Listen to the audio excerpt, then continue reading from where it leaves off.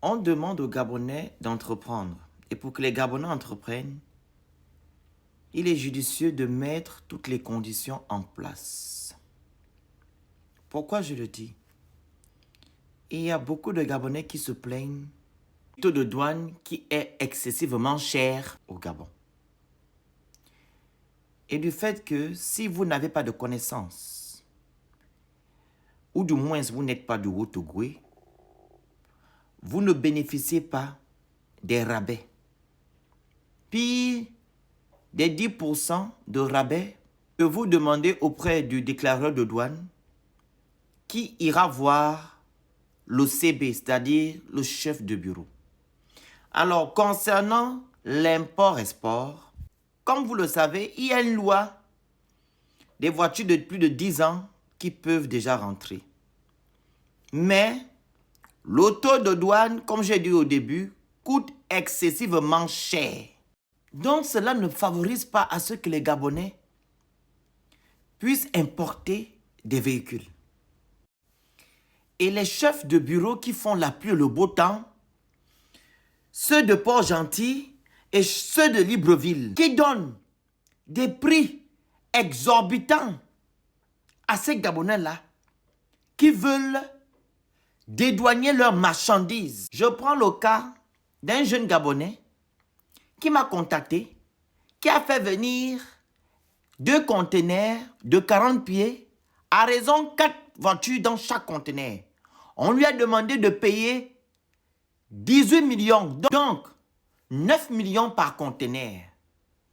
Hormis cela, il y a les frais du port, l'acconnage, l'accolier, le transitaire que vous devez payer et le tout à 12 millions.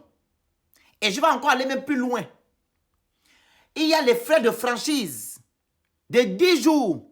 Si vous les dépassez, vous serez surfacturé. Donc, il n'y a aucun accompagnement pour des Gabonais qui veulent entreprendre.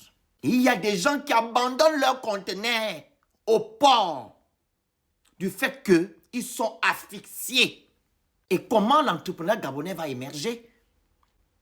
Sachant qu'ils subissent ce genre de conditions. Vous ne pensez pas que le Gabonais doit avoir une marge et que nous devons permettre à ce que l'entrepreneuriat gabonais soit au top? Mais si vous les asphyxiez, les gens vont rester dans leur maison ou du moins ils vont se jeter à la fonction publique pour aller s'asseoir dans les bureaux. À un moment donné, une certaine Madame Lysiane, qui est du Haut-Ogooué, qui était chef du bureau au port de Port-Gentil, en 2020-2021, on l'a enlevée parce qu'elle faisait un mauvais travail et on a mis un monsieur appelé Zogué. Et les gens ne se plaignaient pas. Il faisait un bon travail. Et aujourd'hui, on a renvoyé cette femme-là chef de bureau parce qu'elle a mis de je ne sais qui. À un moment donné, est-ce qu'on va s'en sortir? Sans oublier celui qui est au port de Libreville, Armel, je ne sais pas qui fait aussi la pluie le beau temps là-bas, qui emmerde les Gabonais. À un moment donné, monsieur Oligui, il n'y a pas que les gens du Haut-Ogooué qui doivent servir les régies financiers au Gabon. Raison pour laquelle nous ne voulons plus cette géopolitique-là. Vous devez permettre à ce que les Gabonais puissent entreprendre et qu'ils puissent être allégés quand il s'agit de dédouaner leurs marchandises.